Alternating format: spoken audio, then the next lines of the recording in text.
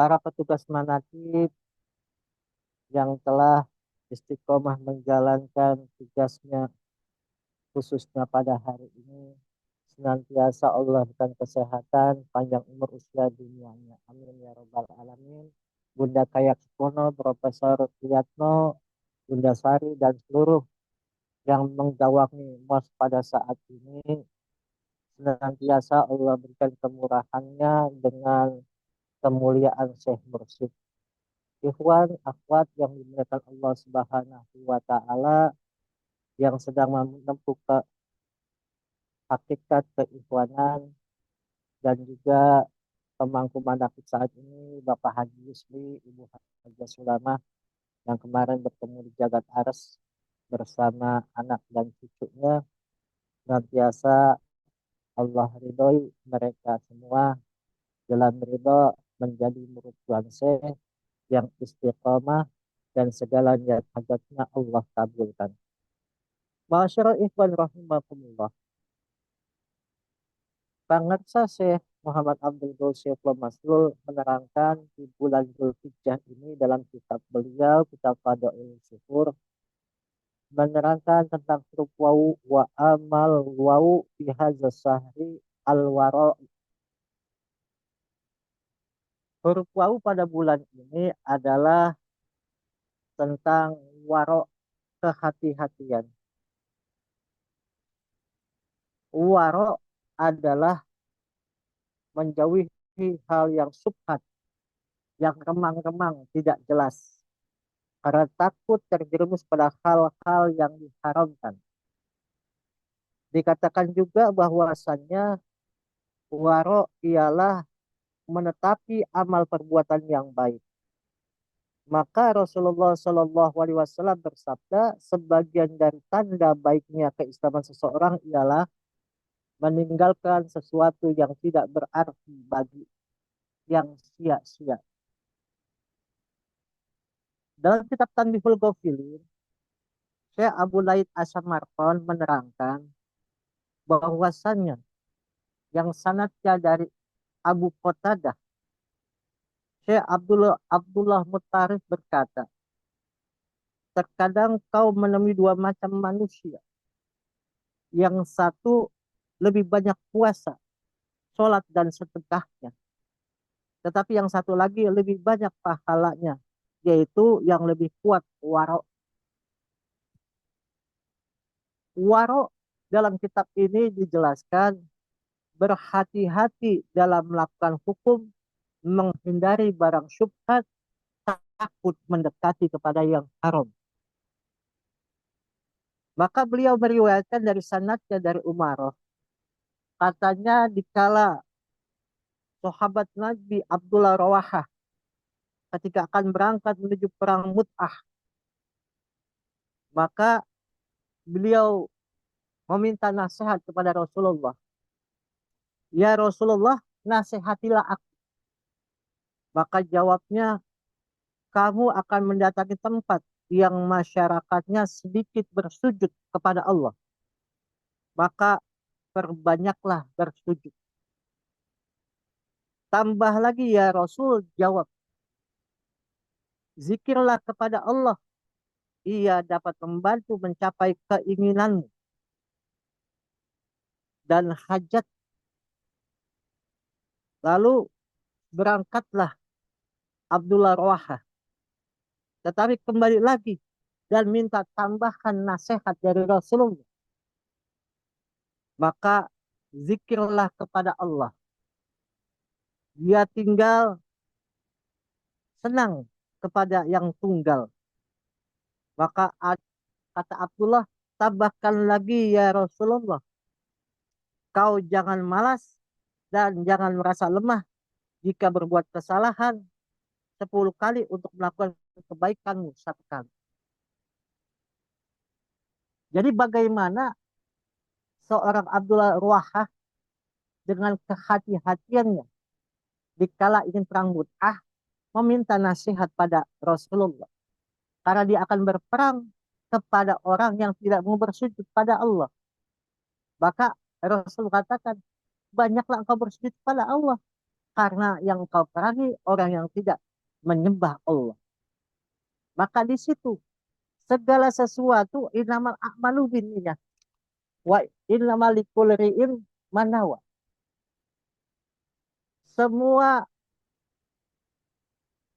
amal bagaimana daripada niat dan semua niatnya bagaimana kemauannya. Maka seseorang yang ingin dihinggapi rasa warok yang luar biasa, mereka itu berusaha dengan hati-hati. Seperti berusahanya Syekh Ahmad Sohibul Wafat Tajul Arifin. Dikala beliau ingin meminta buah kelapa, yang kelapa itu tumbuh di halaman pekarangan daripada orang tuanya. Syekh Abdullah Mubarak bin Muhammad atau Abah Sepuh. Apa yang dikatakan Abah Anom kepada Abah Sepuh? Abah, bolehkah saya mengambil buah kelapa punya Abah? Kalau Abah Sepuh tidak mengatakan tidak boleh, tidak akan diambil oleh namanya Abah Anom. Tapi Abah Anom saking waroknya, karena itu bukan miliknya, itu milik orang tuanya, walaupun dia anaknya bisa saja ambil. Tapi saking waroknya sampai seperti itu. Begitu pula Abah Aus dengan kewaroannya. Dikala duduk di situ, ada Kiai Andi, ada Kiai Dadang, ada Teh Witrin. Apa yang Allah bilang? Ini musim orang-orang akan dipanggil untuk berdakwah. Bila namanya ada yang dipanggil untuk berdakwah, pasti ada panjer. Panjer itu bisa terlihat tebal atau tipis, banyak atau sedikit. Bila kamu belum jatuh waktunya untuk panjer itu, jangan sekali-kali engkau otak-atik panjer tersebut, karena ditakutkan engkau tidak sampai umurnya nanti, dikala engkau akan menyampaikan amanah, yaitu menyampaikan ceramah pada saat itu. Saking waroknya. Kalau kita kebetulan lagi nggak punya duit, ada yang datang untuk namanya menyampaikan ceramah, menyampaikan khidmat ilmiah. Kebetulan, apalagi panjernya dengan namanya amplop yang tebel. Nggak usah diomongin lagi, pasti kita akan buka. Tapi tidak, Abah Aus seperti itu. Walaupun pada saat itu Abah Aus kekurangan uang, tapi dia kalau amplop itu ada, dia tidak akan namanya mengecek atau melihat isi. Karena apa? Takutnya tidak akan sampai waktunya dikala dia sudah ingin menyampaikan amanah dari orang yang memintanya untuk berperang. Maka di sini pentingnya kewaraan. Bila seseorang ingin berjalan ke tempat orang-orang yang tidak menyembah Allah, maka banyaklah menyembah Allah. Begitu pula dengan orang-orang yang kelaparan, maka kita harus membawa bekal yang banyak agar orang-orang kelaparan itu seperti itu dapat tertanggulangi. Sama dengan seorang pebisnis. Pebisnis itu bukan berjualan. Mereka tidak hanya berjualan, tapi problem solver. Mereka itu bagaimana bisa mengatasi problem yang ada di masyarakat. Contohnya yang pasti, seseorang tidak akan bisa menjual produk mie instan kalau di daerah itu tidak membutuhkan mie instan. Maka problem solver itu harus ada di tempat manapun. Contoh, di Toriko Qadiriyah Naqsyabandiyah Mansuraya Singarasa, kita lihat bagaimana guru kita sekarang sedang membangun masjid. Dan masjid ini sampai sekarang belum terjadi, belum selesai. Maka apa yang harus kita bisa tutup tularkan untuk ke sana agar ada masalah di sana terakumulasi dan dapat teratasi agar masjid itu menjadi. Kalau bahasa-bahasa yang gampangnya, asal mau aja inamal a'malu biniyah kita untuk namanya khidmat kepada guru agung kita. Semua per kepala ada berapa ribu, berapa ratus ribu jamaah. Satu orang 10.000 saja dikumpulkan. Kita berikan kabar, itu masjid segera jadi. Itu adalah problem solver. Tapi dengan kehati-hatian kita. Jangan sampai hal-hal yang memang menjadi amanah dari orang kepada kita, kita namanya mengambil amanah itu untuk kepentingan diri kita. Na'udzubillah, semua na'udzubillah. Maka Syekh Abu Laid beriwayatkan lagi dari sanatnya dari Anas bin Malik. Rasulullah Shallallahu Alaihi Wasallam bersabda, 6 perkara ini menjamin masuknya seseorang dalam kategori orang syariat masuk ke dalam surga jika kau menerimanya, yaitu satu, berkaitan dengan waro ini. Satu, jika bicara jangan bohong. Jika bicara jangan bohong. Maka ala siti wa ma kajab tukot. Benar pantang bohong. Karena apa? Awalnya dia berniat untuk menuntut ilmu. Kalau menuntut ilmu dengan namanya perbuatan yang bohong, perbuatan yang dosa, maka akan timbul keburukan daripada ilmu tersebut. Sering dikatakan Jalaluddin Arumi mengatakan bahwasannya adab itu lebih tinggi daripada ilmu pengetahuan. Dan ilmu pengetahuan itu dibawa daripada adab. Kalau orang beradab, pasti berilmu pengetahuan. Tapi orang yang berilmu pengetahuan tanpa adab, pasti tidak akan berfungsi ilmu pengetahuan tersebut. Dan yang kedua, agar seseorang mendapatkan kewaraan yang luar biasa, bukan hanya tidak bisa, jangan berbicara bohong.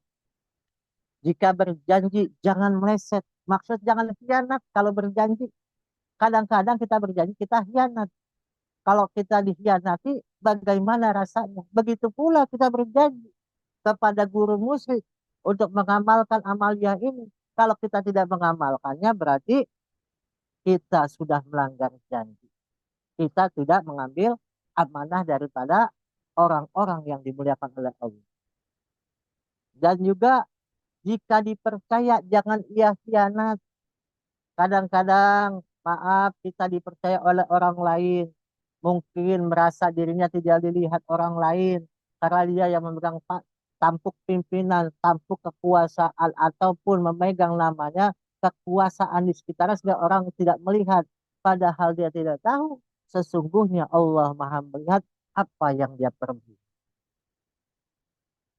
Dan yang keempat untuk menjaga semua adalah peliharalah matamu dari hal-hal yang haram. Kadang-kadang kita sendiri mata ini tidak bisa menjaga daripada kemaksiatan. Ada hal-hal yang menjerumuskan diri kita dengan mata ini, dengan pandangan mata ini.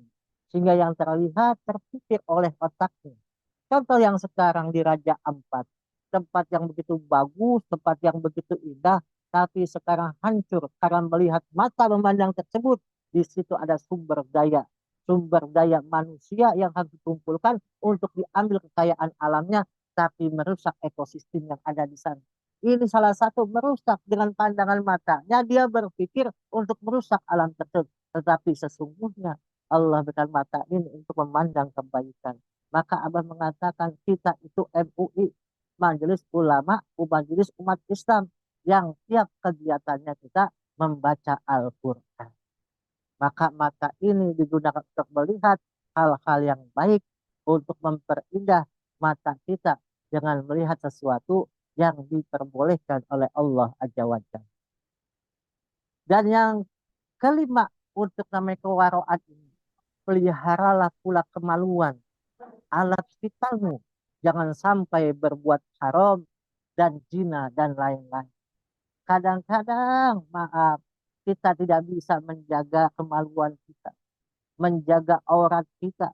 Jangan sampai kita melakukan perbuatan. Sekali saja, maaf, orang yang berzina tanpa ada penyesalan dalam dirinya, maka 40 tahun ibadahnya tidak diterima oleh Allah Azza wa Jalla. Rugi, sungguh rugi kita semua. Dan yang keenam, peliharalah tangan kakimu dari hal-hal yang haram, baik mencuri, baik berzina, dan maksiat lain. Maka bagaimana kaki ini diperintah oleh Allah untuk menuju fakiro ilallah, menuju Allah dengan kaki, dengan hati kita, supaya apa? Tidak bermaksiat. Dan tangan kita memegang sesuatu yang diperbolehkan, yang diperintahkan oleh Allah Azza wa Jalla. Maka 6 ini itu menjadi kehati-hatian kita agar jangan sampai hal-hal yang subhat, apalagi hal-hal yang haram masuk ke dalam diri pribadi kita. Maka Syekh Hasan dari Syekh Imran Hussein Nabi Shallallahu Alaihi Wasallam bersabda, Allah berfirman, hai hamba-hamba, laksanakan kewajibanmu padaku, pasti kamu menjadi manusia terbaik dalam hal ibadah. Dan hindarilah laranganku, pasti kau jadi manusia terbaik dalam hal waro. Dan terima rezeki yang kuberikan padamu, pasti kau jadi manusia yang terkaya. Maka semua itu manusia untuk menjalankan bagaimana Abah mengatakan kepada kita, perbanyak zikir, zaga, wudhu, sholat di awal waktu. Ini adalah tanda-tanda orang-orang yang waro, mendahulukan perintah Allah di lain perintah-perintah lain. Dahulukan sang pencipta daripada yang lain. Dan yang terakhir, Syekh Fudail bin Iyad berkata, ada 5 bukti kebahagiaan seseorang, yaitu satu, keyakinan dalam hati mantap, wa'bud rabbaka hatta ya'tiyakal yakin, dan sembahlah Tuhanmu sebelum engkau ajal kematian menghampirimu. Yang kedua, waro dalam beragama, maksudnya apik dalam kita beragama. Ketiga, juhud dalam dunia dengan harta. Kita tidak memandang dunia itu yang memfasilitasi kita, tapi dunia itu sebagai pijakan untuk kita menuju akhirat. Dan yang keempat, malu di mata ketika berbuat maksiat. Dan yang terakhir, takut kepada Allah di seluruh anggota tubuh atau badan.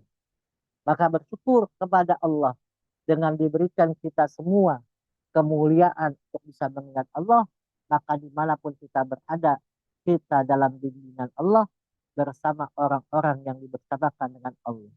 Berkah semuanya segalanya selamanya. Wallahul muwaffiq ila aqwamit thoriq. Wassalamualaikum warahmatullahi wabarakatuh.